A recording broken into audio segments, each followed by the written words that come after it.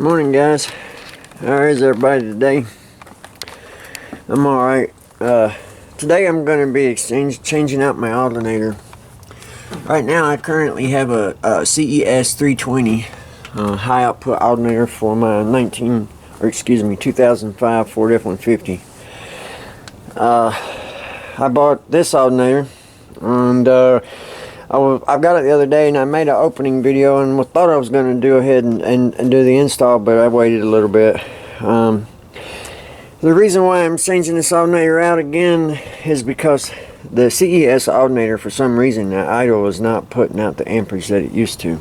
And so that my system at idle is bottoming out, 11, 10, 11 volts at times, and something's going on. So I'm going to put this 390 on it, and I'm going to send the CES back and get it worked on, whatever it is, the pin or whatever it's doing. I got my voltmeter today. For any of you guys that are going to put a high output alternator on your vehicle, before you start, one of the things that you want to do is you want to check your battery. You want to make sure that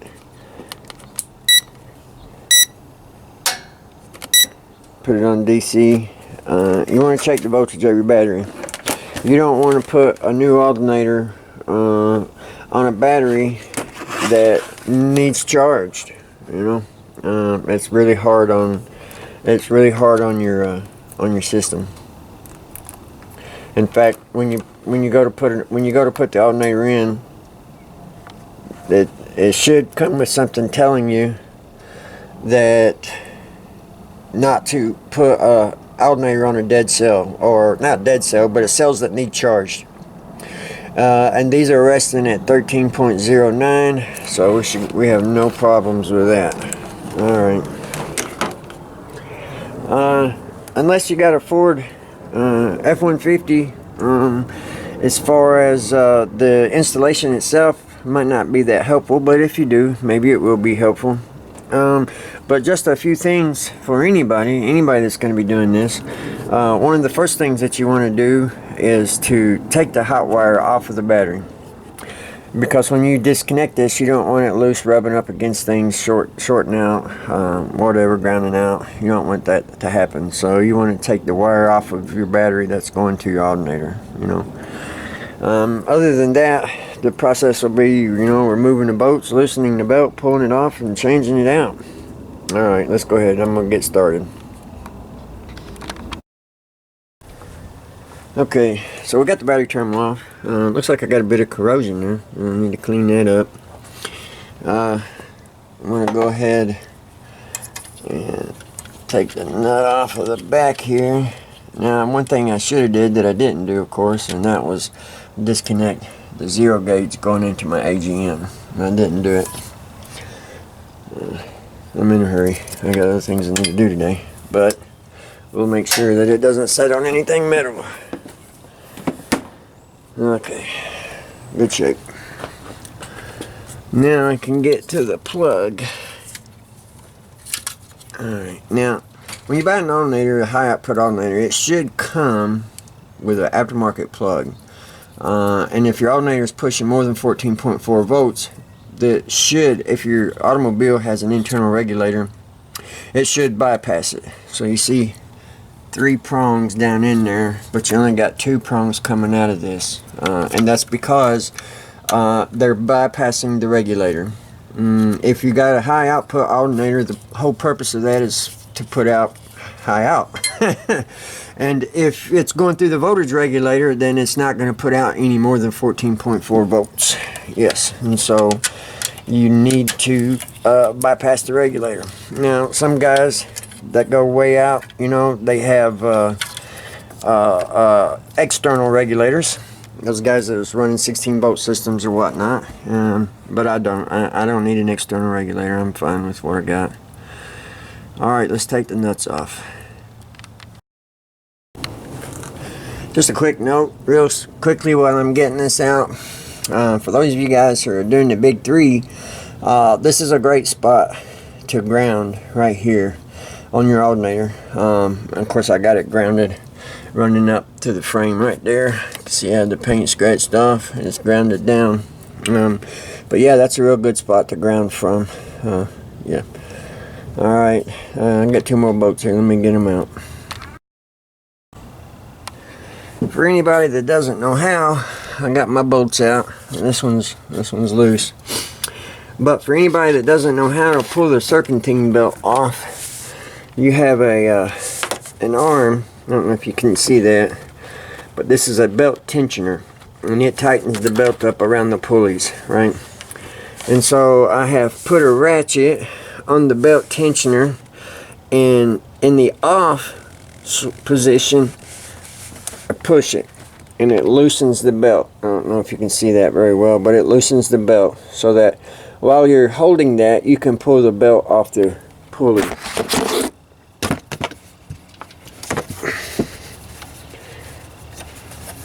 Just like that. And so now that it's off, you release it slowly. The belt probably may fall down while you're pulling the alternator out, and then if it does, you'll have to rerun it. But it's not that big a deal because there's always a telling you the path of your belt right here. And so if it falls all the way off, no problem. Alright, I think we just about got this. And go ahead and get this other nut off, other bolt out, and we'll be able to pull it off. It'll be ready.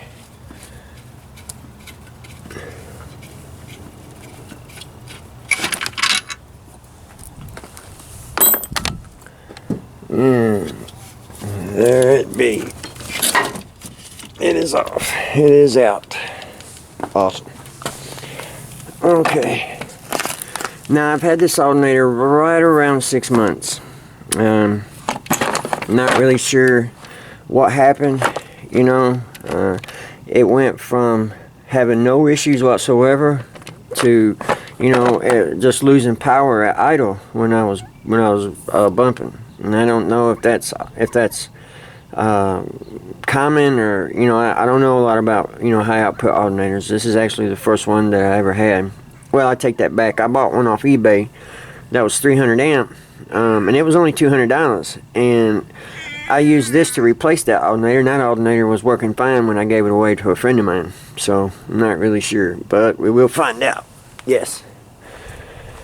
Okay, this is the plug that came with this is a JS alternator. This is the plug that came with it, but I don't see no point in changing it, seeing as how this one right here that's on my truck right now is the same exact thing. So I'll just have this as a spare in case I never need it. Alright, so we're gonna get this alternator in, get it cleaned. We're gonna get it in, and I'll get the bolts back on it, and we'll come back as we put the belt on it and clamp it and see what it's pushing. All right.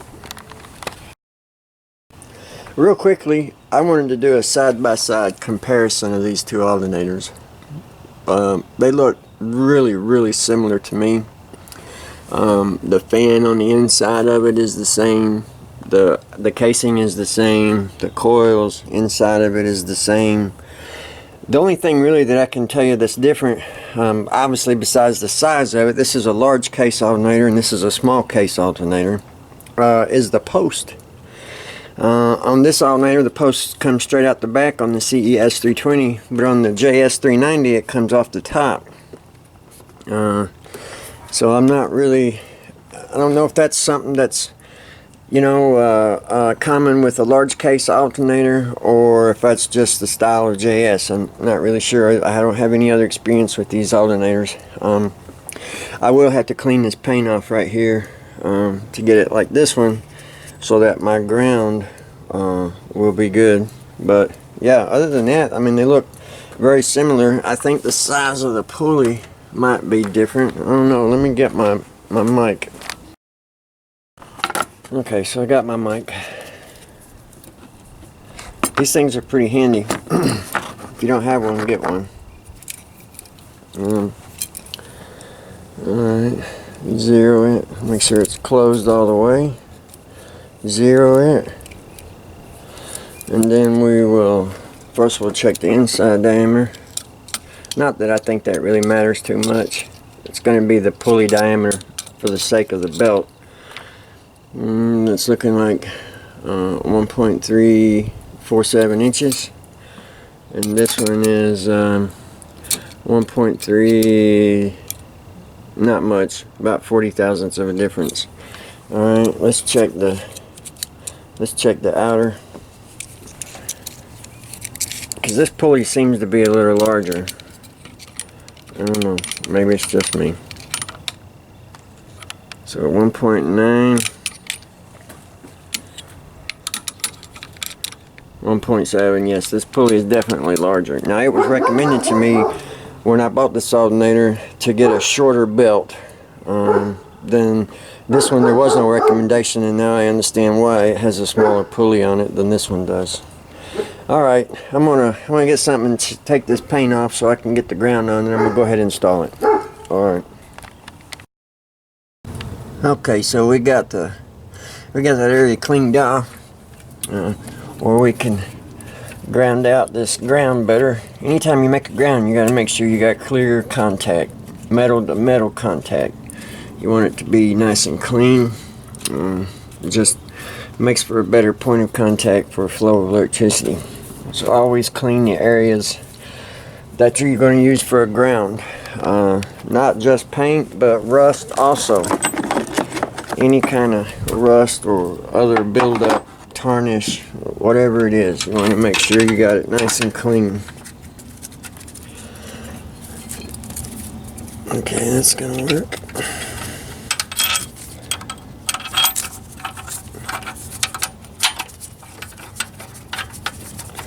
Bolt number one. Now we want to find our ground again.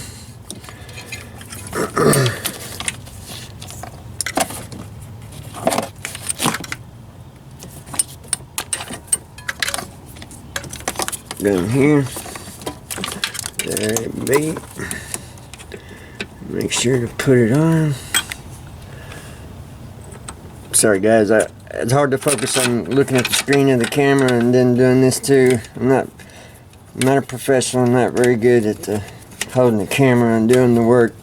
It's hard to focus on two different things like that. Okay, so that's the way that's gonna go, and I'm going to go ahead and tighten all these nuts down, these bolts, and get it on there and get my belt back on, and we'll clamp it. Alright, so we got everything back together. We got all of our alternator leads up. Put this boot back over this nut. Yeah, all of our alternator leads back up. Got everything tightened down, got our ground back, got our belt on, back on. Wait a minute. No, that's not too good. Alright, we'll have to fix that. You guys, make absolutely sure when you put your belt back on that it's in track. Yeah, because if it's not in track, when you go to start it up, it's not going to be good.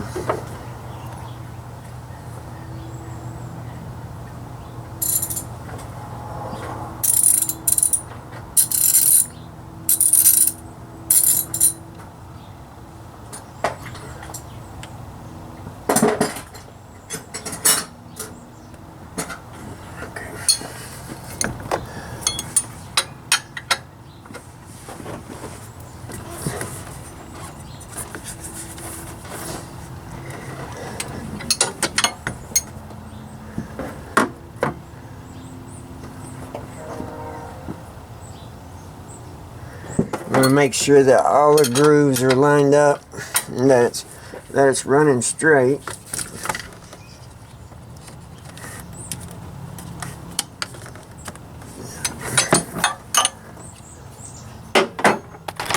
The way to do that is to get the belt on the clean area, or this is where it turns constantly. And I don't know if you can see it with the camera, but you can see how the belt, and you can look down it to make sure that it's in line. you know, to know whether or not you've got it on the right track or not. And this way, you'll never have to worry about it slipping off or breaking or overheating from friction because it's running crookedly. Alright, let's get this thing started up.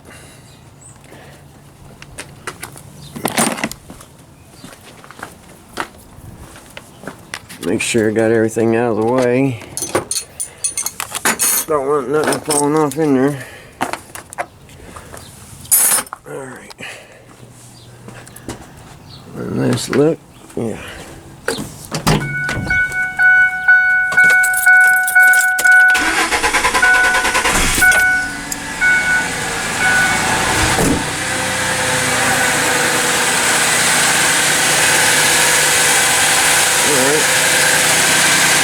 First we're going to test the voltage. I don't know if I'll be able to do this one-handed.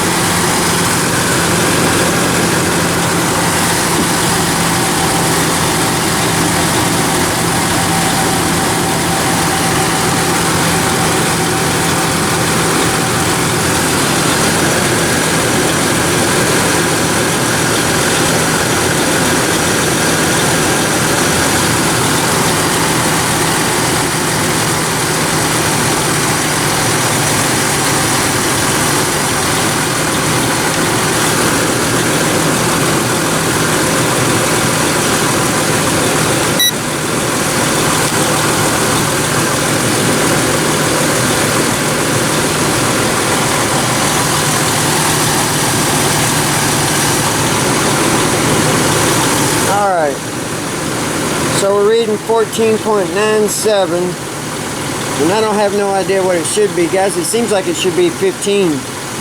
Of course, it's only an idle. Let's see. Here's my throttle cable.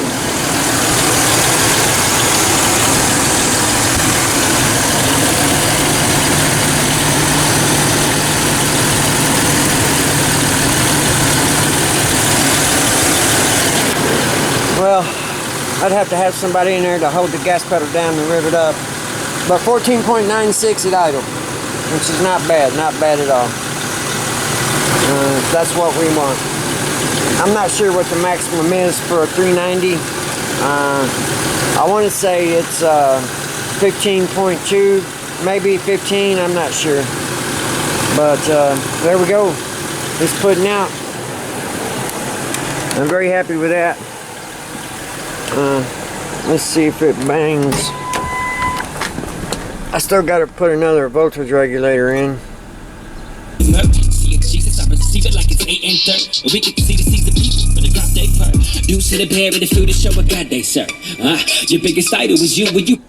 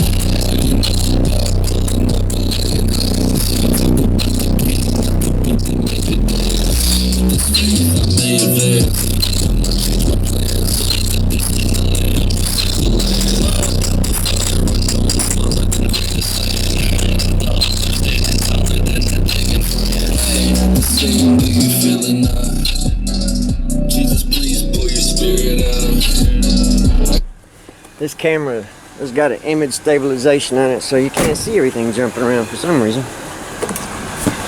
But it's working, and that's what we want. Alright guys, till the next time, have a good one.